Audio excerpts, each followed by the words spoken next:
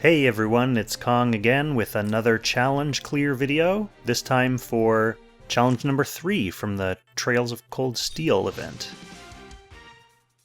So this one's a pretty fun one, and it's the first one where we get to use our own party members.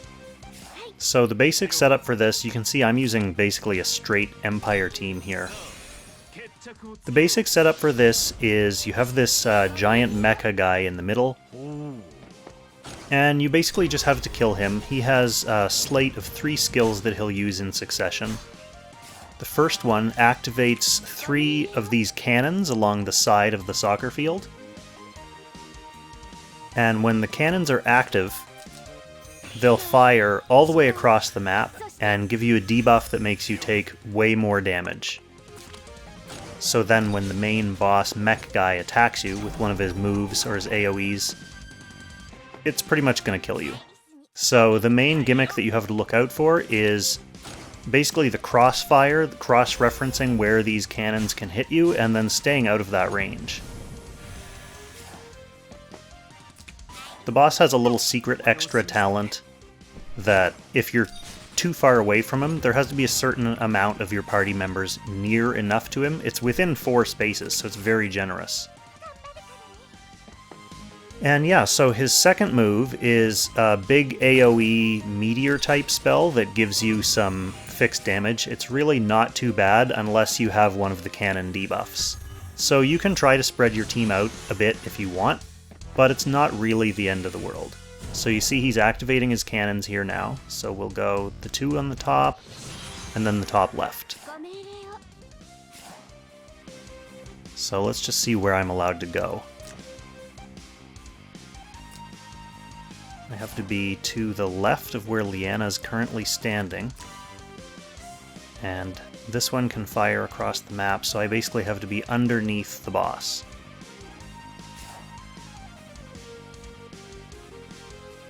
So from this square to the bottom left of the boss, to this square to the bottom left of Liana. Anything under that is fairly safe.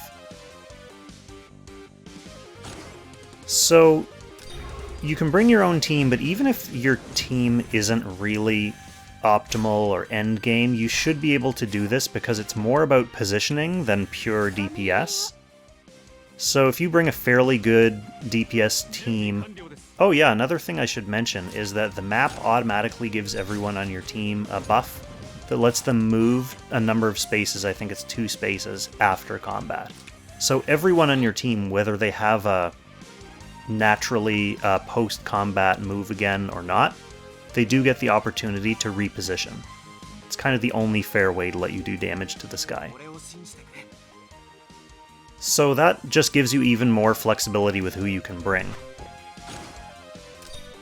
I brought Bernhardt just because I like his talent aura. I brought the faction buff on Leon, actually, just because of that extra move again, you're always going to be moving into the boss to damage him, so Leon's faction buff gives you a little bit of extra DPS. I put speed boots on Elwyn and Bernhardt, partly to get them both into combat on the first turn, but also because I thought it might help me with a little mechanic that's coming up here at the end of the boss's cycle of moves. And I also brought Iris with her teleports, just in case I got caught out of position, or if one of my characters couldn't fully get away from one of the cannons, I could use her to zip them out. So here he is with that big meteor AoE. You see, it's nothing too special there. The extra little trick with that AoE is your fixed damage debuff that it gives you, you can pass it to your allies if you end your turn next to them. So it can become kind of an endless cycle of fixed damage, so it's good if you can end your turn on your own somewhere. Kind of like in the Angelica Escort joint battle. If you have that resonance, you want to end your turn away from your party members so you don't damage them. Similar kind of deal. So his second skill that he uses after the meteor one is basically a super powered chain hook. So if you have a character in cardinal directions from the boss, he'll use this super powered chain hook that does a ton of damage, and it also stuns you. So normally where I have Elwyn here, he would be in danger of that. But you may have peeked on Leanna, that's why I brought the her summon Sky Archer. Because I can essentially put that bait Sky Archer in another cardinal direction, and he should always target that because it's weak and he'll be able to kill it. So it kind of gives us a chance on this turn to position however we want.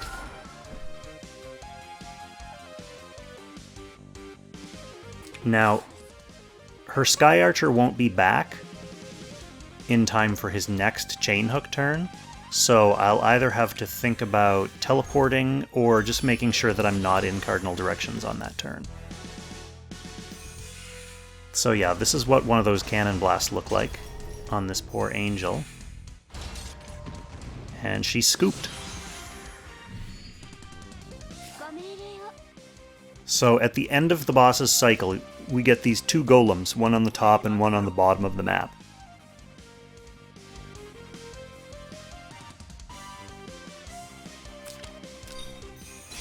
They basically will try to suck one of your party members up to them and reduce your mobility. It's kind of an annoying way of getting you out of position from the boss or into cannon range.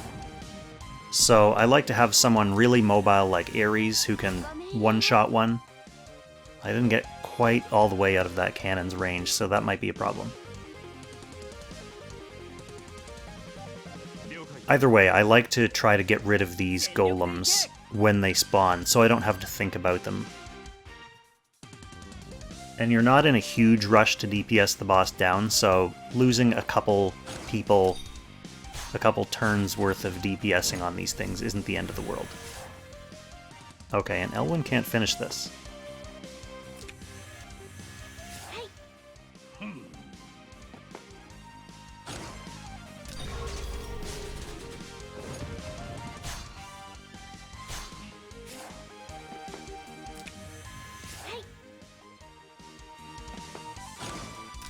Leanna can finish the job.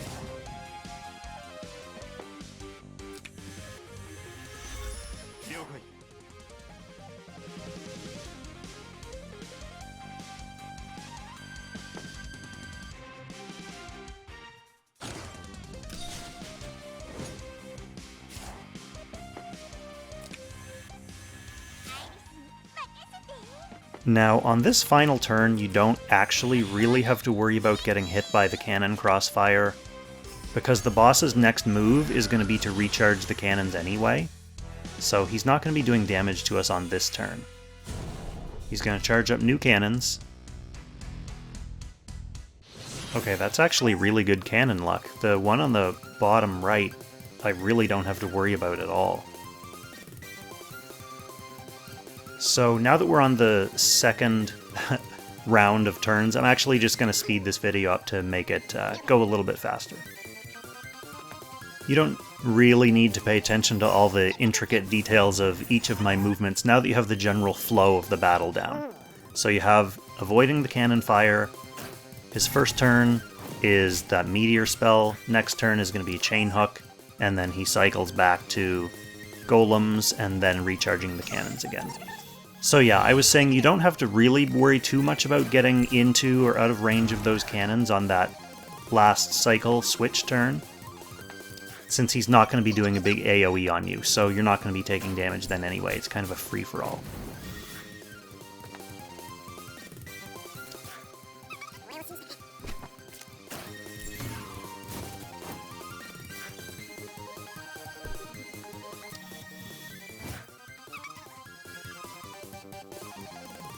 So with the cannons he charged up here, I actually do have a lot of room to move.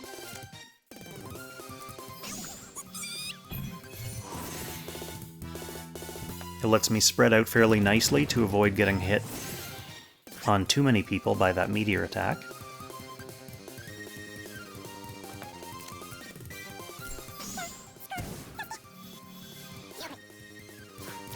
Now I'll actually show you what getting hit by the chain hook looks like on one of your actual characters. I forgot that my Iris's teleport isn't charged up because I used it to uselessly get Ares out of non-cannon danger. So yeah, when I moved Leanna in there, I forgot that I wasn't going to be able to get her back out on this turn. To be honest, I think even if I did lose Leanna on this turn, I would have still been fine, because our DPS is just definitely high enough to take care of this guy.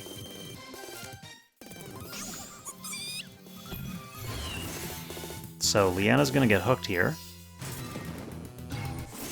Almost kills her and stuns her. Not really a problem.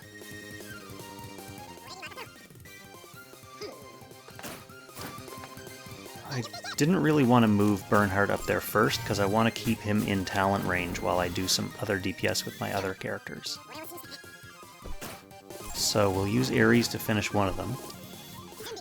And then I actually got really hopeful that I could cross-map this top golem, even though he's off-type with Leon. Just because I'd be able to move back out, but barely couldn't finish the job, so I sent Bern up to finish him.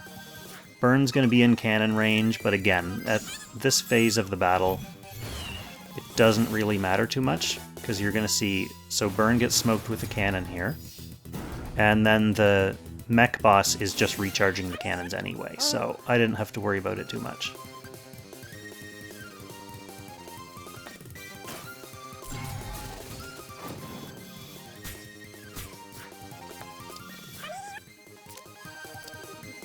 And I'm only on turn 8, so I still have tons of time left, and the boss is pretty much dead this turn or next turn. So yeah, it's not, you don't need to worry too much about rushing your DPS, you have tons of time. Just be careful with your positioning and make sure that you're getting in and getting out. You should have no trouble with this guy. I'm using an Empire team kind of just for kicks, but whoever your main team of, like your main PvE team, or if you have a main faction team, you'll be able to make them work.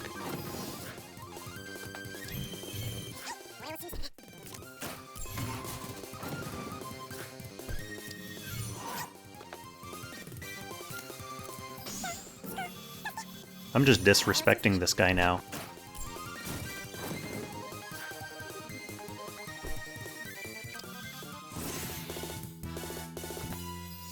So he does live long enough to give me another meteor, but as you can see, even with hitting most of my team, it does not much damage.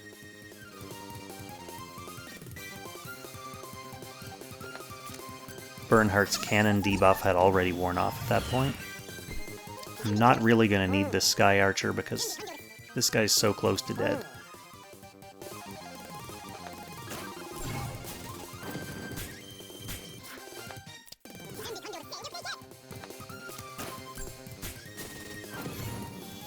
Only 900 hit points. It's only appropriate to finish him off with Iris. And that's going to be that for challenge number 3. So this one, you get to use your own team, so it's not a gimme. If you're a little underleveled, it might be tricky for you, but it's really all about positioning. As long as you have decent DPS, you should be able to take them out.